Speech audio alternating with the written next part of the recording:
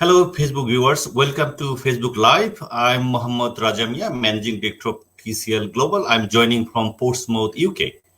I have a special guest today, is Sam Thorpe from the York University. Sam is the Regional Manager for the MENA region and Central Asia. And thank you very much, Sam, actually joining us today.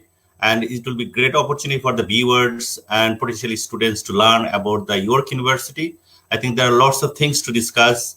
I understand it's a very difficult time for everyone, lockdown at home. So I hope this session you'll find productive. Yes, Sam, please, you can start now. Right, yeah. Thank you, Mohammed, and hello, everyone. I hope you're all safe and well. I'm actually presenting from my house today because we're in lockdown in the UK, which I'm sure you know. And I'm fairly sure that you're in lockdown too, wherever you are. But I want to try and offer you some reassurance about applying for courses which are due to start in September. Let you know what type of things are available to you. There's some free online courses you can do at the minute whilst you're in lockdown too, and also some scholarships that you can apply for. So I'm going to start by giving you a quick presentation. I'll try and get through it quickly because I know not all of the information is relevant to you. And then we'll get past that and we'll do some Q&A time. Okay, so what I'm going to do now is I'm just going to bring my presentation up, share it with you guys, and I'll start with that. Feel free to jump in with questions as we go. Mohammed, I don't think I'll be able to see the questions as they come up, so jump in if you want me to answer anything in that time. Okay, right, bear with me one moment. Okay, so as Mohammed said, my name is Sam Thorpe and I'm the Regional Manager for International Student Recruitment at York. So following this presentation, feel free to get in touch with me directly if you'd like to, or through Mohammed, as we're regularly in contact. Okay, so I'm just going to start by briefing you very quickly on the COVID-19 situation at York. Obviously, things are changing really quickly. We've got daily announcements in the UK. We're going to be in lockdown for at least the next 3 weeks, but we expect a bit longer as well. But currently, we are still working towards a September start date with the potential for the beginning of the course, maybe the first semester, maybe just the first few weeks, to be delivered online. And we've been doing that already anyway. So we know how to teach the courses online very well. And then we'd go into normal classroom teaching. Okay. Also, if you do currently hold an offer, if you've already applied, we're not going to amend our offers. Don't worry about that changing. Okay. For those of you that will need a pre-sessional English course, which I imagine many of you do, we are teaching those fully online, and you can apply for those online once you've got an offer for your main course. We have reduced the English language entry requirement by 0.5 overall to try and make that a bit easier for you as well. And we've also extended our scholarship deadline to the 30th of May to give you guys more time to get some offers before you can apply for the scholarship. If you want to keep up to date with our COVID updates, go onto the homepage of the website from which you can access a live COVID page, giving you all the up-to-date information you could want. Okay, so I'm going to start by telling you a little bit about York very quickly, and then we'll move on to the university. So York is located here, right in the centre of the UK, but the north of England. It's very close to Leeds. It's about 20 minutes away from Leeds on the train, but the two of them are very different cities. So York is a really historic city. It predates the Vikings and the Romans, and it's famous for its Viking invasion. So if you come to York straight away, you'll be immersed into a lot of its history, and that's what really makes it stand out from other cities. This is York today. This is a view from York Minster. What you'll notice when you get to York is that it's a fairly small city, circular in its shape, and it's surrounded by this city wall, which you can walk all the way around. It's a nice way of getting a view of the whole city, and it's one of the things that tourists do when they come here.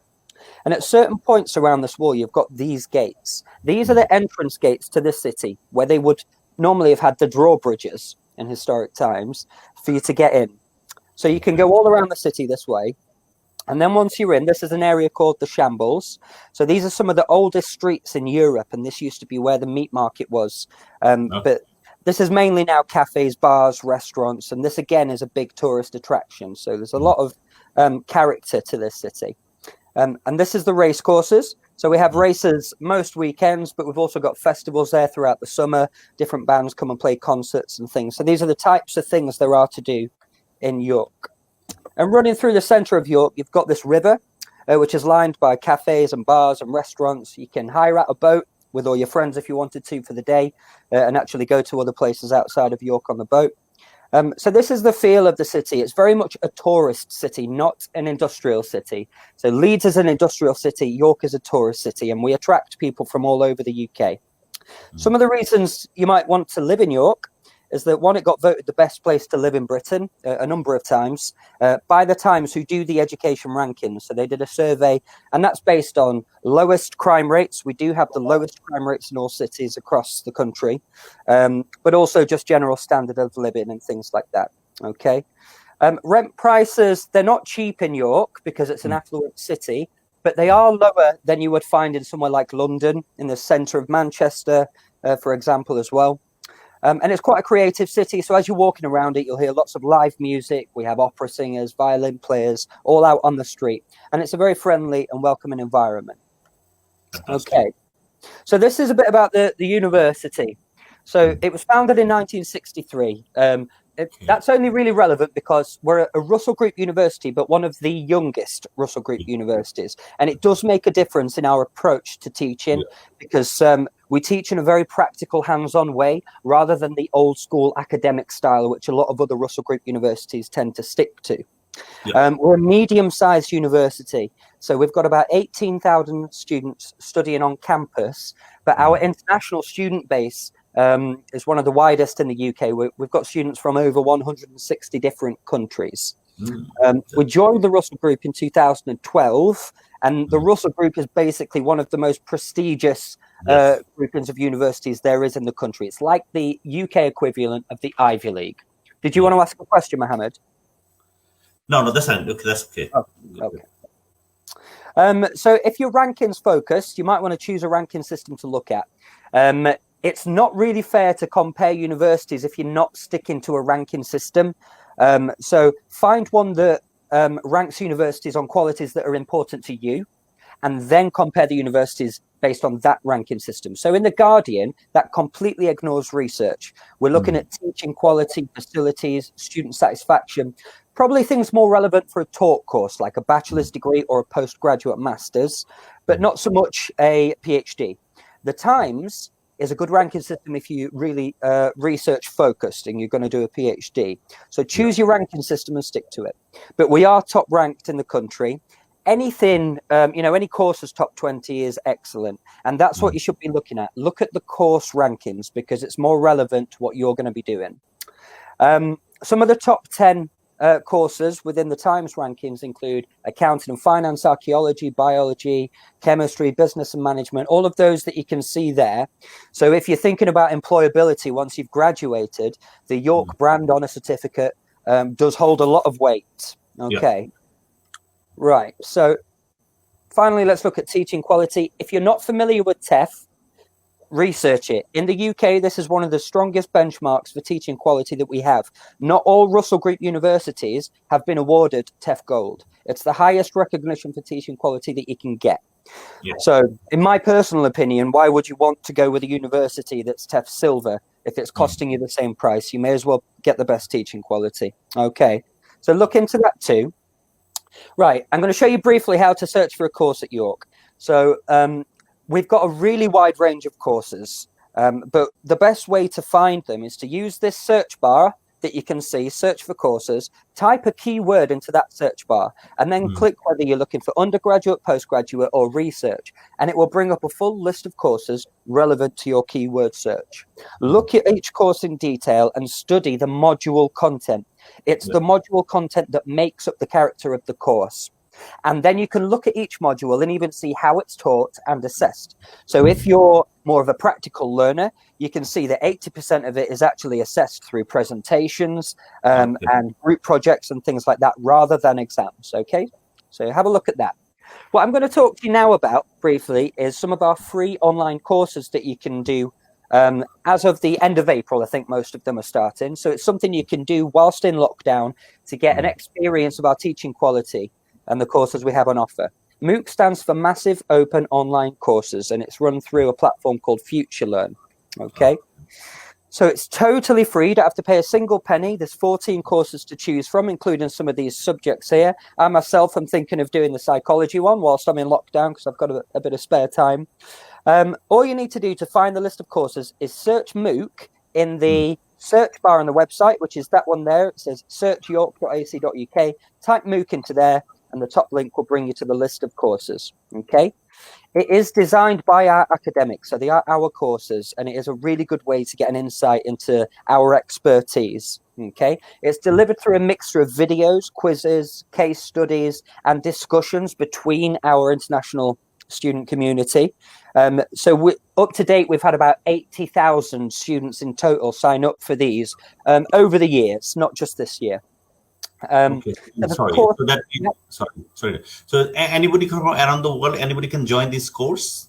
Anybody can join this course. This course has no entry requirements at all. It's got no age restrictions. So it's for either an undergraduate student looking for a taster or a mature student looking to get back into education. Fantastic. Okay. Really great opportunity, I think, for the international students. Yeah, I think so, especially at this time. Yeah. So obviously, people are going to be confirming their positions much later. People will be paying their deposits much later, although we don't ask for them. So during this time, these courses are something that you can do to make sure this is the right choice for you. Okay. So have a look through those and get in touch with me if you've got any questions about them. I'm just going to very quickly show you an example of one.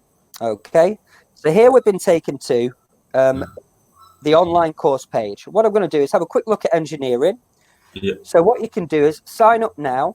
And if you go to sign up now, it will tell you all the details that you need to know. An overview, the topics, which are kind of like the modules you'd cover, start dates available, and then you can just join here. What you need to look out for, be careful that you join the right course, because there's a free version.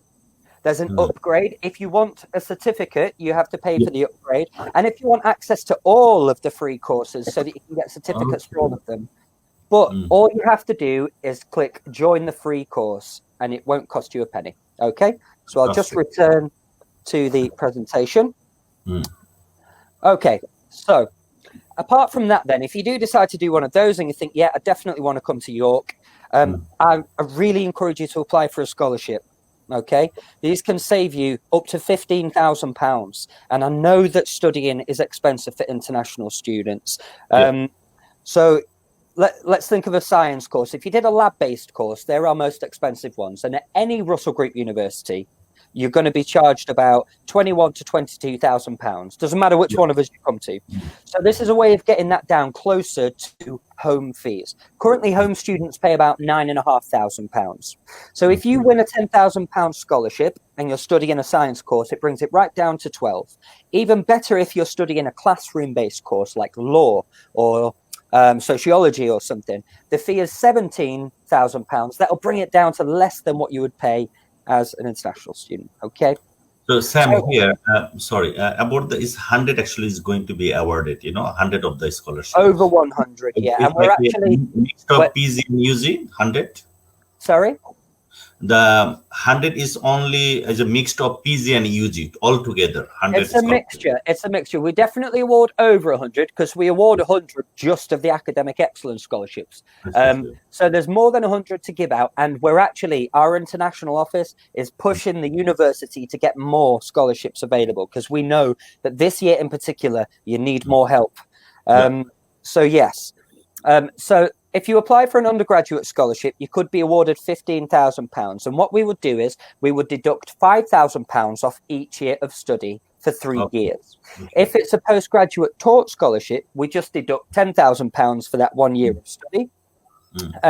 But you will have to pay the remaining fees yourself, and you'll of course have to have the living costs covered yourself. Okay. So you must have an offer for the course to apply for one of these scholarships, which means if you have not yet applied for a course, get your application in as soon as possible. It won't cost you anything to apply. And York is one of the only universities in the country that does not ask for a deposit from you. We won't take any money from you. So get your application in just to get your offer so that you can apply for the scholarship and see whether we would be willing to give you one. Okay, let me just see if I've got any slides here on. Okay, so here we go. I'm going to tell you how to apply and how I can help you. Okay, if you search scholarship in that search bar on the website, which I showed you before, it will bring up the scholarships page, right? You apply for the scholarship on the website. It's 5 questions, that's all. short answers for each in a personal statement style. Okay, but what we can do is, if you get an offer for your course, you can contact me through Mohammed, through TCL Global. Contact me and book a scholarship consultation, and I will personally go through each and every question on the scholarship form with you, and we can talk about those questions and identify some key points that you should include in your answers, and that will help you. It will put you in a stronger position to win a scholarship because you'll know what we're looking for. I will assess the scholarships. I will choose which ones are going to be awarded. So having an appointment with me is going to benefit you. Okay. Okay. Okay. Sorry, Sam, if I may, please. Yeah. Viewers, please, who recently joined, I have a Sam from the York University. So yes, we're discussing actually scholarship and the courses. So please, if you are based in Bangladesh, communicate with our team in Dhaka and Sylhet. And also we have our regional office in Kuwait and in Saudi Arabia, and I'm based in Portsmouth, UK. So definitely Sam will be able to help, and also our team can actually guide you about the scholarship and also the courses. Okay, Sam, back to you. Yeah. Okay, so that's the brief presentation that I wanted to give to you. Of course, I'm here if you want more details. If you want to book a one-to-one appointment with me just to talk about the courses, you can do. Take a picture of this slide now. Then you've got my contact details and my mobile number. And soon we will be starting a WhatsApp group with TCL Global as well, so that anybody interested can chat with me as a group within there. So I'll stop sharing this screen now. Yeah. Thank you, Sam. Thank you very much for nice, very fruitful presentations. I'm sure that the student found very useful. And I think we already got some discussion here. Is there any special scholarship for Bangladeshi students? Okay, so the scholarships are for all international students. They're called academic excellence scholarships, and what we look at is good academic scores, but also a really active student in their extracurricular activity, all things like interesting work experience. But it doesn't matter whether you're Bangladeshi or Arabic or wherever. They're for all international students. Okay, we got what are the engineering master's courses are available now? Okay, so all of our engineering courses are based around electronics. And so we don't do things like mechanical, civil, or aeronautical engineering. What we do are anything based around intelligent systems. So nanotechnology and things like that, medical engineering, where we're looking at developing microchips and things like that, which will be injected into the blood. So lots of really interesting things, but all based around electronics. Okay. And also, Sam, I think many questions actually being asked by the lots of students to our counselor about the English test, and we know that the IELTS test center is closed. Any students living desperate, whether an alternative test actually the York is going to accept or an internal test arrangement. Yes, there is. There's currently a test called the TOEFL IBT. That can be taken from home, and we accept that as well. For those of you that might have already taken an IELTS, but you can't get hold of the certificate, maybe because the postal services aren't running and things, all you have to do is screenshot your results and send us that along with your verification code. And then we can look at the results, we can use the code to verify it. But if you haven't taken a test yet, do use the TOEFL IBT. And I've heard actually that the TOEFL is a bit easier for students than the IELTS one, with its different formats. Okay. You work at Russell Group University, and we know the Russell Group University means a research-based university as well, and got the teaching excellence framework. So I'm sure that my colleague also deals some PhD students, and they place them and successfully they're studying. So I think there are lots of PhD opportunity as well, So would you please give some advice for the PhD applicant, please, Sam? Yeah, absolutely. So applying for a PhD is hard. It's commonly hard, and we all know it. So basically, we have different departments within our university. And each department will assess PhDs in their own way, in the way that they think is best for them, which means that some of them want you to contact a supervisor first with a copy of your research proposal and get them to pre-approve supporting you before you actually submit an application. But others would just like you to submit an application. And so what you have to do is you have to go onto the York website, look up research. So within that search bar I showed you, Yeah. put in a keyword, click research, and then search, and it will bring up relevant courses. Click onto the course and check whether we want you to contact an academic first or just submit an application. But either way, you will always need a finished research proposal. The benefits of submitting a research proposal first are that if your research is almost there, if your idea is almost there, what we're looking for, but not quite, they can provide feedback for you so that you can tweak it and make it ready. Your research has to show that it's not been done before, it's new, it's going to contribute new knowledge to academia, but also that the research is going to impact industries. Otherwise, it's not really worth doing. And that's what we're looking for within those research proposals. And also, Sam, we have seen that some of the university, they may have like their existing project. They may need someone to join, they're like a group project, group PhD. So do you think the work have something have similar like that they have already projects ongoing, but they need more candidate to join? We have research groups, yeah. And we do have departments which write their own research proposals, if you like, and then you apply for them as if you're applying for any other course. Yeah. And you can also find those on the website. Those tend to be technical PhDs because the creative PhDs, if you're doing a subject like music, is much freer. But something like a science, and we're like, we need somebody to look into this and discover this for us, then we might write the research proposal ourselves and make it available for you to apply to. Okay. And also international students, especially from developing countries, they always look for the scholarship, whether it will be paid or full scholarship. We know that for the PhD and UG 10,000, 15,000. Is there any separate scholarship for the PhD research or full scholarship, anything? There is a full scholarship with a stipend as well. I see. So that's called the YGRS, the York Graduate Research School Scholarship. Okay. And what you would do is, you won't apply for that now. If you want to get a fully funded scholarship, you need to wait until about October time when the scholarship rounds open again. Then when you submit your PhD application, you check a box on the application that says, I need to be fully funded.